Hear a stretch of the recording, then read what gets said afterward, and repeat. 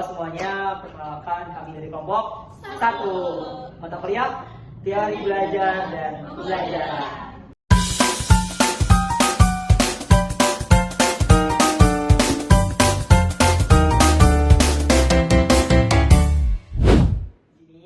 Kita mau menjelaskan tentang observasi kita. Observasi mata kuliah dari belajar dan pembelajaran yang kita lakukan observasinya di SMA swasta 1 di Ponorogo. Siapa orang yang kita wawancarai? Ya. Kemarin kita sempat ketemu sama Ibu Dahlia ya. Dia itu guru informatika nggak sih? Nah, dia ini kadang lulusan UNJ juga guys. Dan S1-nya itu dia pendidikan informatika, terus S2-nya juga di UNJ. Itu lanjutin informatika juga sih. Dan udah kerja di Ponorogo tuh udah lama nggak sih? Sekitar berapa ya? Belasan tahun nggak sih? Iya. Nah, jadi kemarin apa sih yang kita dapetin dari wawancara kemarin? Banyak sih, kayak beban kerjanya, terus ada karakter siswa yang macam-macam, terus ada apa lagi ya?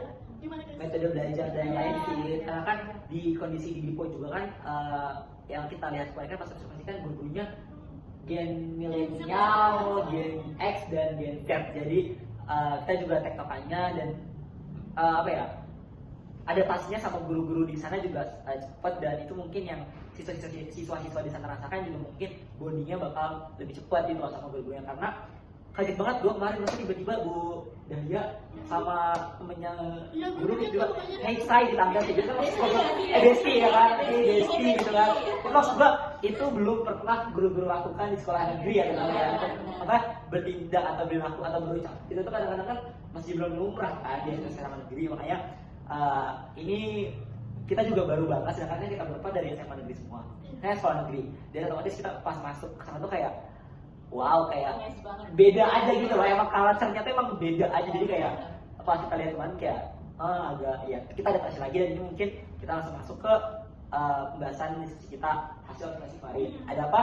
Ada masalahnya. Terus ada apa sarana dan prasarananya bagus banget. Ya. Nanti kita tampilin ya guys foto-fotonya. Nah, terus yang pertama nih kita mau bahas dulu metodenya atau beban guru kerja atau bonding ke siswanya. Karena tiga yang kita harus banget dari hasil wawancara itu metode guru ngajar, beban guru bekerja, dan bondingnya ke siswa-siswa Dipo.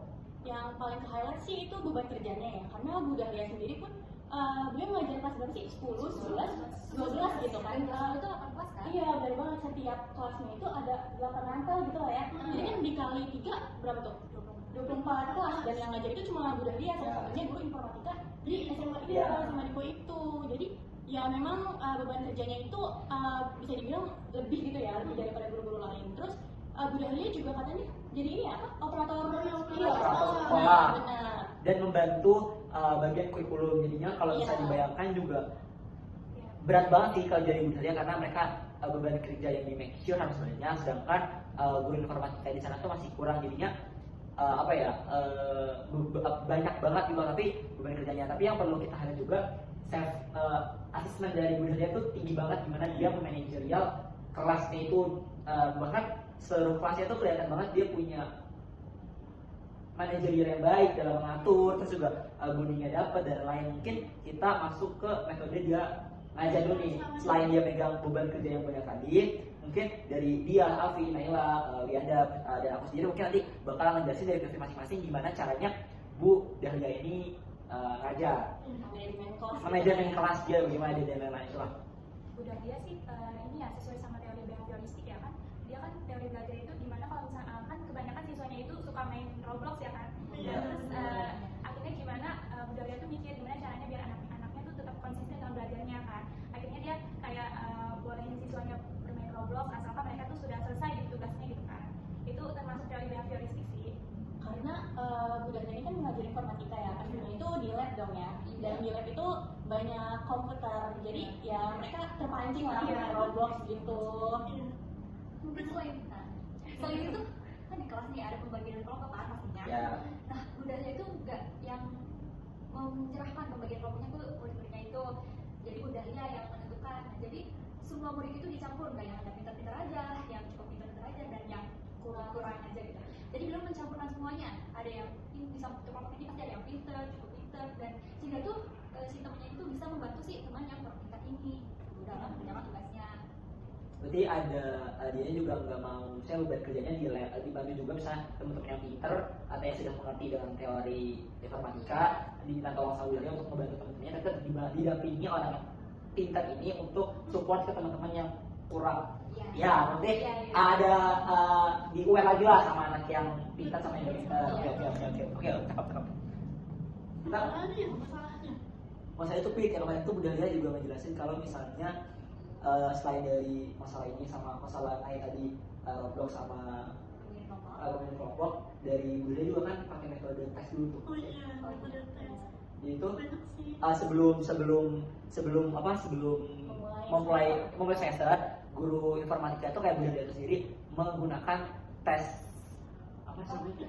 Tes kognitif ya, iya, tes kognitif. Nah, tes kognitif ini itu digunakan untuk tadi aku jelasin untuk menentukan Mana murid yang pintar? ya pemahaman murid yang lebih cepat, biasa aja, dan mana yang lambat, sehingga guru-guru tuh kalau misalnya ngambil keputusan atau membentuk kelompok, ya kalau di kita kan kalau di kampus kan mungkin diserahkan ke siswa-siswanya, tapi itu kalau benar sendiri dia tuh paham gitu mana sih anak yang pemahamannya lebih cepat dapat, anak pemahamannya yang biasa-biasa aja, bahkan yang lama, dan itu pun hasilnya tadi yang dijelaskan sama Afi, outputnya juga pasti hasilnya nanti pembagian kelompoknya jadi lebih merata, pemahaman yang juga jadi lebih dapat gitu loh, jadi nggak cuma yang pintar aja. Jadi step-stepnya sih maksudnya udah bagus sih dari Budalia juga, karena kalau dari metode yang dia sampaikan ke kita, ya buat kita yang selaku mahasiswa pun nyaman gitu loh kalau misalnya diperlakukan seperti itu gitu. Oh iya, fun fact juga pas kita wawancara kita kayak gak tegang gitu gak sih? Iya. Biasanya kalau wawancara tegang banget. Kita bahasa wawancara sama temen gitu ya, Iya. kayak umurnya ya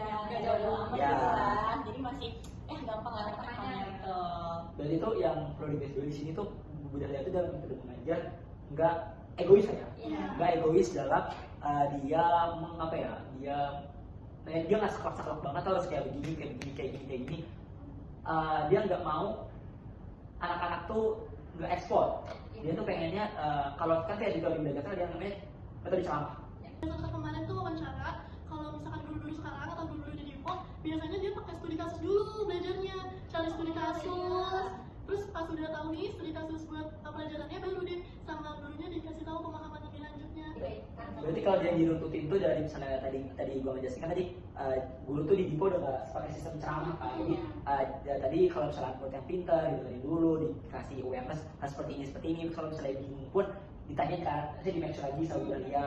Berarti kan anak-anak bisa memberikan idenya atau Budalia, dan otomatis bakal diarahkan juga sama Budalia, dan itu dilakukan dari cuma pelajaran informatika. Kemarin kita pernah sempat lihat juga nih pelajaran PKN sama fisika atau IPA gitu. Ya itu setiap guru di Dipo tuh punya masing-masing caranya lah ya. Kalau dari kita tadi kita ngejelasin studi kasus mata pelajaran sosiologi, jadi itu sosiologi kan katanya Budalia juga kan nggak mungkin anak tiba-tiba dikasih materi yang ini itu kan kadang-kadang kan anak-anak juga udah bisa dapetnya gitu di internet, di AI dan lain kan. Makanya sekarang tuh dari guru-guru di Dipo tuh lebih kayak study case. Jadi study case dulu nih dikasih ke mereka nih study case-nya, dan mungkin itu disangkut pautkan kayak misalnya ke teori pergaulan bebas, teori kekerasan, dan lain di mata pelajaran yang memang lebih baik sistem mengajar seperti itu. Ya, lebih bagus studi kasus sih sekarang dibandingkan sistem ceramah kayak tadi, lebih boring. Boring, terus apa lagi?